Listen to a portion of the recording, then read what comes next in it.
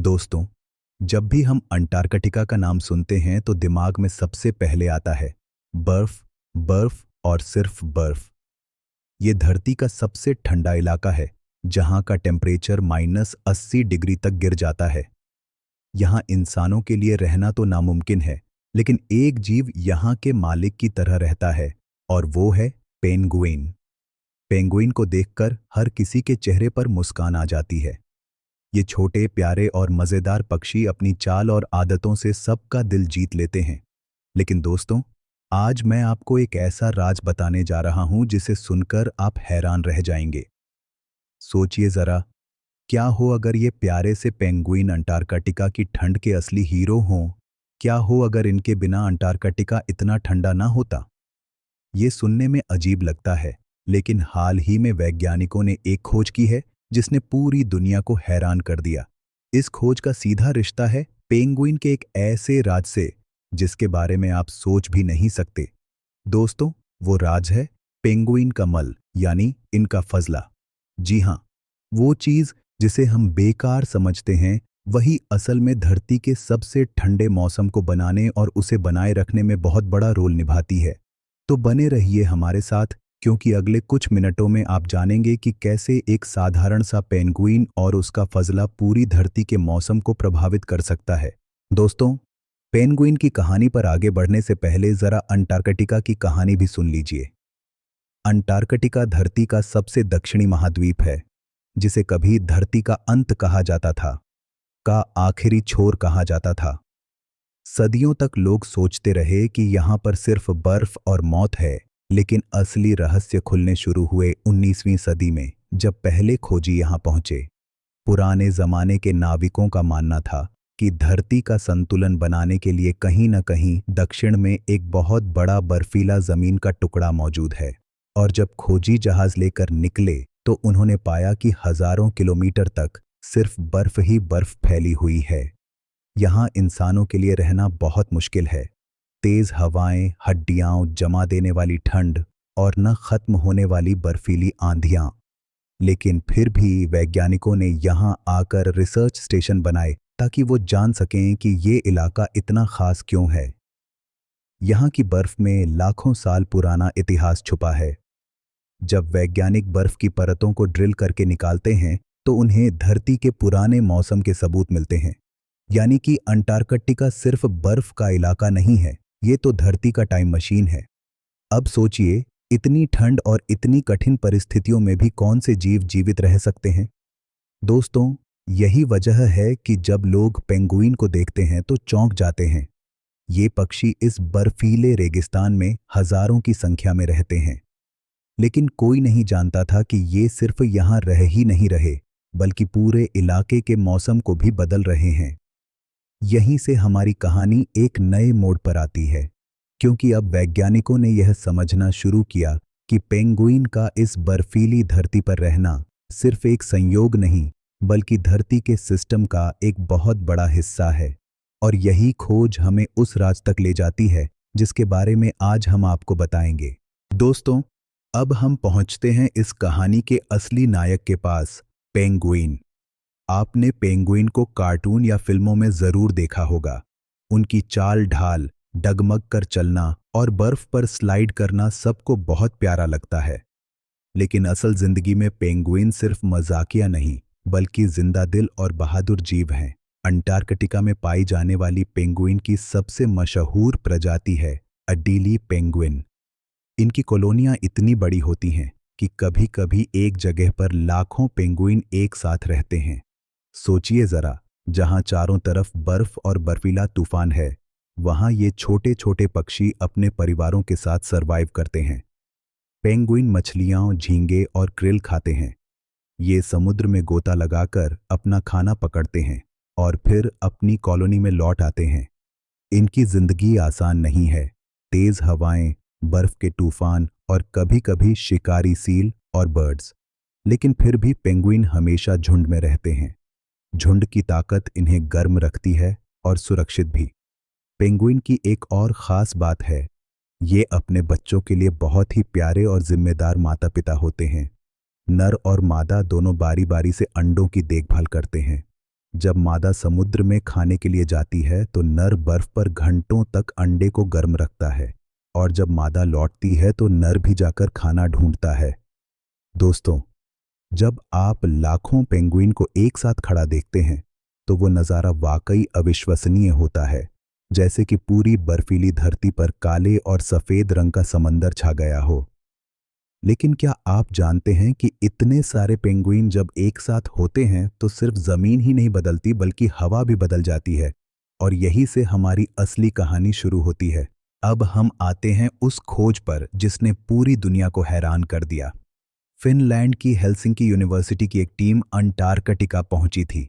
उनका मकसद था देखना कि इतनी बड़ी संख्या में पेंगुइन किस तरह सरवाइव करते हैं और इनका असर आसपास के माहौल पर क्या पड़ता है।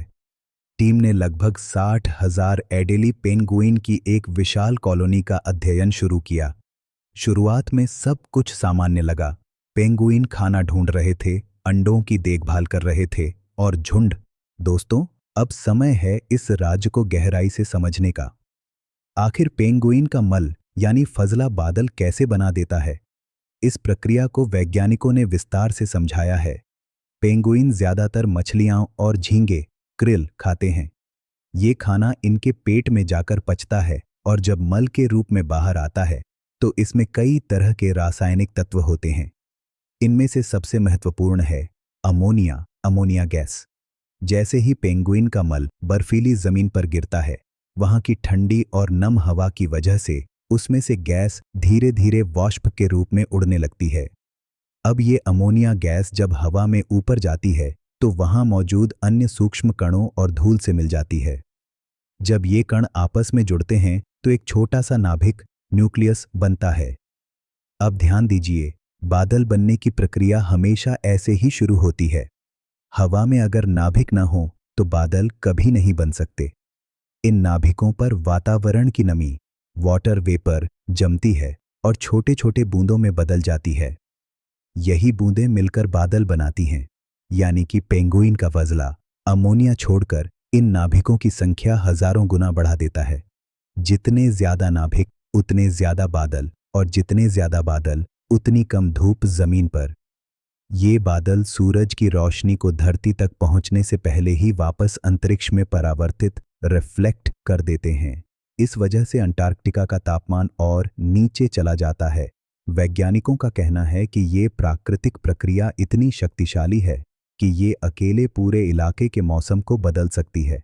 मतलब, जहां इंसान ग्रीनहाउस गैसों से धरती को गर्म कर रहा है, वहीं पेंगुइन अपने मल से धरती को ठंडा रखने का काम कर रहे हैं। सोचिए दोस्तों, कितना अद्भुत संतुलन है।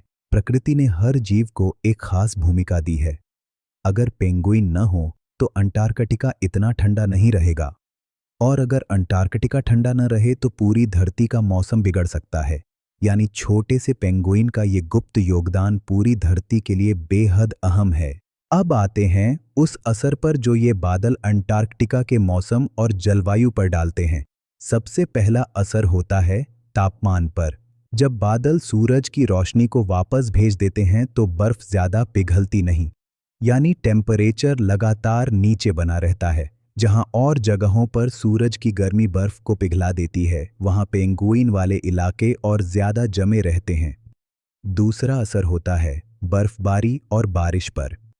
वैज्ञानिकों ने देखा कि जहां पेंगुइन कॉलोनियां बड़ी होती हैं, वहां बर्फबारी भी ज्यादा होती है, क्योंकि बादल बनने के बाद उनमें नमी जमा होती है और वो बर्फ या बारिश के रूप में गिरती है। ये अतिरिक्त बर्फ उस इलाके को और ज्यादा ठंडा बनाए रखती है। तीसरा असर है लंबे समय तक ठंड बने रहना। पेंगुइन के मल से बने अमोनिया कण कई हफ्तों तक हवा में घूमते रहते हैं। इस दौरान बार बार बादल बनते रहते हैं, इसलिए जब तक पेंगुइन उस कॉलोनी में रहते हैं तब तक इलाका लगातार ठंडा और बर्फीला बना रहता है। चौथा असर ग्लोबल क्लाइमेट पर। अंटार्कटिका धरती का एक तरह से कूलिंग सिस्टम है। अगर यहाँ तापमान जरा भी बढ़ जाए तो उसका असर पूरी दुनिया पर पड़ेगा। समुद्र का पानी बढ़ेगा, ग्लेशियर पिघलेंगे और कई तटीय शहर डूब सकते हैं।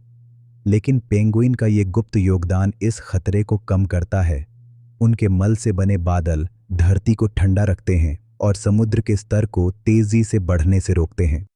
दोस्तों, अब आप सोच सकते हैं कि एक साधारण सा पेंगुइन कितना बड़ा काम कर रहा है। वो सिर्फ अपनी जिंदगी जी रहा है, खाना खा रहा है, बच्चों की देखभाल कर रहा है, लेकिन उसका मल पूरी धरती के मौसम को संतुलित करने में मदद कर रहा है।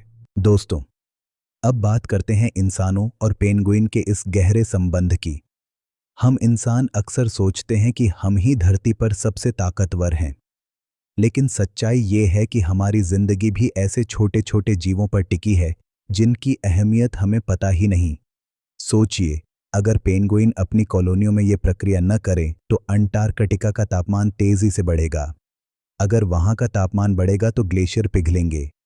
ग्लेशियर पिघलने का मतलब है समुद्र का स्तर उठना, और इसका सीधा असर होगा मुंबई, कराची, ढाका, न्यूयॉर्क जैसे बड़े शहरों पर। यानी कि पेंगुइन हमें बचा रहे हैं, जबकि हमें इसका अंदाजा भी नहीं है।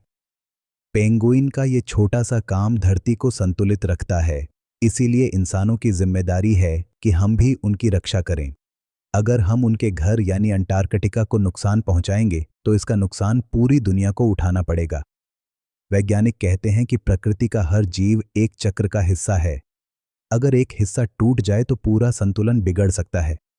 इसलिए हमें पेंगुइन की कॉलोनियों, उनके खाने और उनके रहने की जगह की रक्षा करनी चाहिए। अब सवाल उठता है, भविष्य में क्या होगा? क्या पेंगुइन हमें बचाते रहेंगे या इंसानी लालच उनका घर छीन लेगा? अंटार्कटिका धीरे धीरे ग्लोबल वार्मिंग की चपेट में आ रहा है। अगर धरती का तापमान बढ़ता रहा तो बर्फ पिघलती जाएगी, और जब बर्फ पिघलेगी तो पेंगुइन की कॉलोनियां भी खत्म हो जाएंगी। लेकिन अगर इंसान समय रहते जाग जाए तो ये संतुलन बचाया जा सकता है। आज कई संगठन और वैज्ञानिक पेंगुइन की रक्षा के लिए काम कर रहे हैं। वे उनकी कॉलोनियों का अध्ययन कर रहे हैं और दुनिया को बता रहे हैं कि ये छोटे जीव कितने जरूरी हैं। भविष्य का सवाल पूरी तरह इंसानों पर निर्भर करता है। अगर हम पेंगुइन और अंटार्कटिका को बचा पाए तो धरती भी सुरक्षित रहेगी, और अगर नहीं तो आने वाली पीढ़ियां इसका खामियाजा भुगतेंगी। तो दोस्तों, आपने देखा कि एक छोटा सा पेंगुइन कैसे पूरे अंटार्कटिका और धरती के मौसम को प्रभावित करता है। उसका मल सिर्फ गंदगी नहीं बल्कि एक प्राकृतिक वरदान है। वो मल बादल बनाता है, बादल सूरज की रोशनी को रोकते हैं और अंटार्कटिका ठंडा बना रहता है। यानी छोटे से जीव का काम पूरी इंसानियत की सुरक्षा से जुड़ा है। इस कहानी से हमें ये सीख मिलती है कि प्रकृति में कोई भी चीज बेकार नहीं होती। हर जीव, हर पेड़, हर कण, सबकी अपनी अहमियत है। अगर हम प्रकृति का सम्मान करें तो प्रकृति भी हमें बचाएगी। तो दोस्तों, अगर आपको ये वीडियो पसंद आई हो तो कृपया हमारे चैनल को सब्सक्राइब करें, लाइक करें और अपने दोस्तों के साथ शेयर करें, क्योंकि आपका छोटा सा सपोर्ट हमें और ऐसी ही अद्भुत कहानियां लाने की ताकत देता है।